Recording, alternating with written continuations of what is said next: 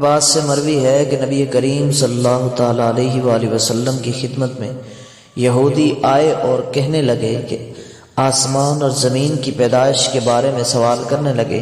آپ صلی اللہ علیہ وسلم نے ارشاد فرمایا، اللہ تبارک و تعالیٰ نے زمین کو اتوار اور پیر کی روز پیدا فرمایا اور پہاڑوں کو بما ان کے معدنیات اور خزائن کے منگل کے روز پیدا فرمایا۔ اور درخت، پانی، شہر، آبادیاں، ویران جگہیں، یہ سب بدھ کے دن پیدا ہوئیں۔ پھر نبی کریم نے دلیل کے طور پر آیت تلاوت فرمائی، کیا تم اس ذات کا انکار کرتے ہو جس نے زمین کو 2 دن میں بنایا، تم اس کے لیے شرکائے قرار دیتے ہو، حالانکہ وہی رب العالمین ہے اور اس نے زمین کے اوپر پہاڑ بنا دیے، اس زمین کے اندر نفع بخش چیزیں رکھی اور اسی زمین کے اندر سے لوگوں کی غذائیں مقرر فرمائی۔ یہ سب عمل 4 دن میں مکمل ہوا۔ اور سلسلہ کلام جاری رکھتے ہوئے فرمایا کہ جمعرات کے دن اللہ تبارک و تعالیٰ نے آسمان کو پیدا فرمایا، جمعے کے دن ستارے، سورج، چاند اور فرشتوں کو پیدا فرمایا، یہاں تک کہ جمعے کے دن 3 گھڑیاں باقی رہ گئی تھی۔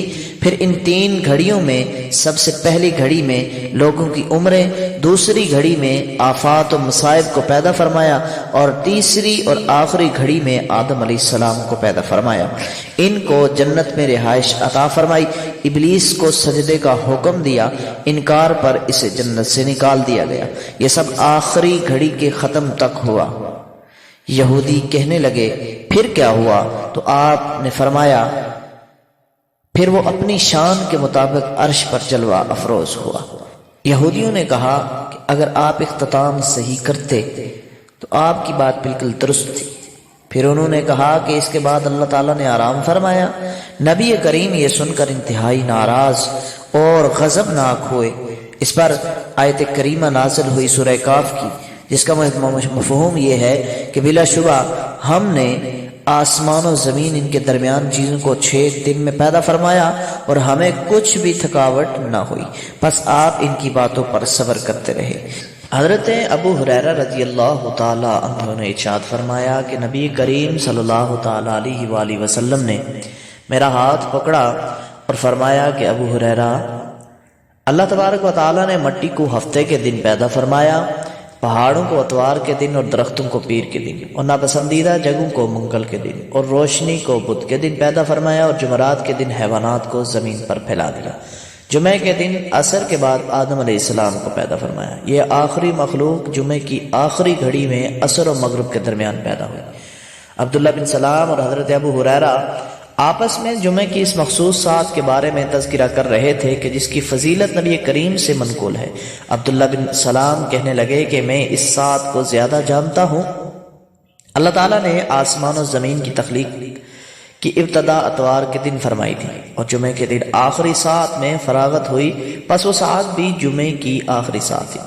حضرت اکرمہ سے مروی ہے، یہودیوں نے نبی کریم سے کہا، اتوار کے دن کیا چیز پیدا ہوئی؟ فرمایا، اللہ تعالیٰ نے اس دن زمین کو پیدا فرمایا اور اس کو پھیلا دیا۔ پھر یہودیوں نے پیر کے بارے میں پوچھا تو اس دن آدم علیہ السلام پیدا کیے گئے۔ پھر یہود نے منگل کے بارے میں پوچھا، فرمایا اللہ تعالیٰ نے پہاڑوں کو، پانی اور بہت سی چیزوں کو پیدا فرمایا۔ پھر یہودیوں نے بدھ کے بارے میں پوچھا تو اس دن غذا اور خوراک کو پیدا کیا گیا۔ پھر یہودیوں نے جمعرات کے بارے میں پوچھا تو اس دن آسمان کو پیدا فرمایا۔ پھر یہودیوں نے ہفتے کے بارے میں پوچھا اور خود ہی کہا کہ اس دن اللہ تعالیٰ نے آرام کیا۔ نبی کریم نے فرمایا، سبحان اللہ، اللہ اس سے پاک ہے۔ اور پھر یہ آیت نازل ہوئی کہ بلا شبہ ہم نے آسمان و زمین اور ان کے درمیان چیزوں کو 6 دن میں پیدا فرمایا، ہمیں کچھ بھی تھکان نہ ہوئی۔